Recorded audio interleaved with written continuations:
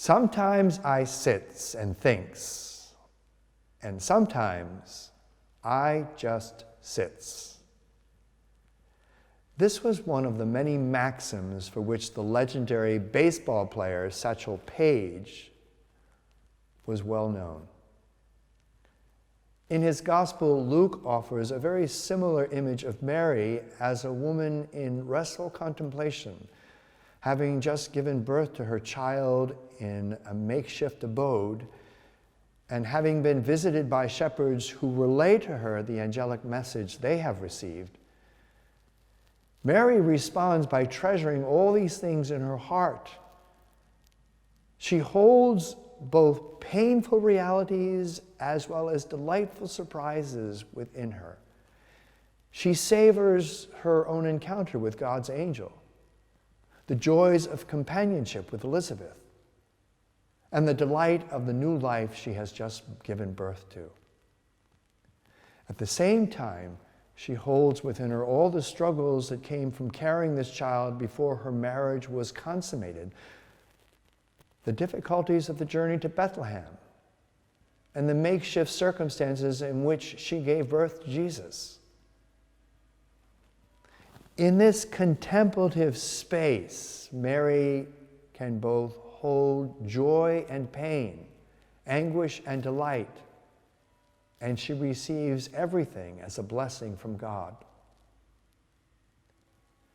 In the book of Exodus, we read how divine blessing and peace are given precisely in the midst of the most arduous struggles. God instructs Aaron, who is Moses' brother, to have the priestly leaders bless the people, reminding them of God's protection and graciousness toward them, just as they're about to depart from Sinai and begin the next stage of their difficult desert crossing. Mary carves out a hollow space in the midst of some of the most tumultuous circumstances, so that in that contemplative space with God, she experiences the face of God shining upon her, transforming any of her troubled feelings into a calm radiance. She moves ever more deeply into divine mystery, not needing to understand all that has occurred, not needing to know all that lies ahead, but simply once again in this moment abandoning herself to trust the one who always bestows blessings and graciousness. And this isn't something Mary does only once. She habitually retreats into this contemplative pondering. Luke tells us again at the end of the story of the finding of the 12-year-old Jesus in the temple that Mary, after it all had occurred, on leaving Jerusalem with her newfound son, keeps all these things in her heart. It seems kind of counterintuitive, doesn't it, just to sit with God in trying times. Shouldn't we instead try to do something? Well, Mary exemplifies for us the oft-repeated formula in Luke's gospel, that discipleship, true discipleship, consists in our hearing and doing the word of God. It is a both-and injunction, not either or. It is in the depths of quiet contemplation that we experience oneness with God.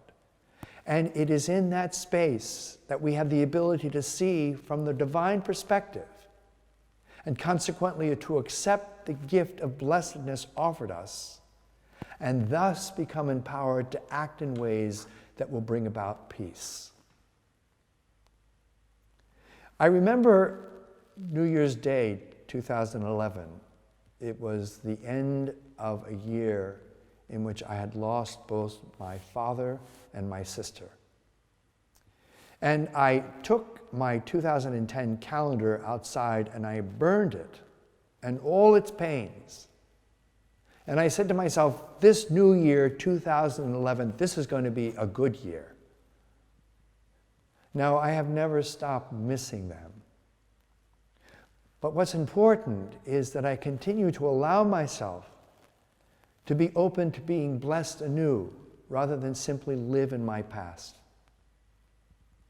I choose to wrap myself in a mantle of faith and hope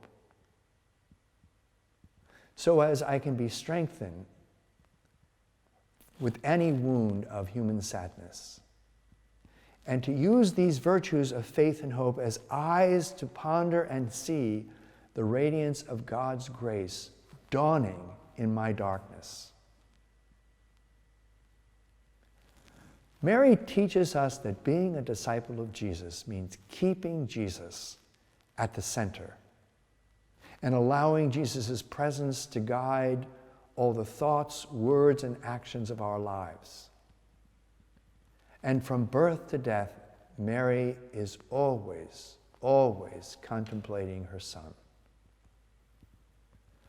Mary teaches us that being a disciple of Jesus is a matter of the heart, contemplating Jesus and allowing his presence to transform the thoughts, the words, and the actions of our lives. Sadly, it seems that many Christians are content to equate being Christian with fidelity to performance of prescribed religious duties, such as attending Mass and saying certain prayers. And as good as these actions are, they can become rather superficial if they are performed merely to fulfill religious obligations, and they don't flow spontaneously from a heart transformed by the Spirit of Jesus. So today, let's ask Mary for a special favor. Help us, Mary, to allow the love and the presence of Jesus to grow in our hearts.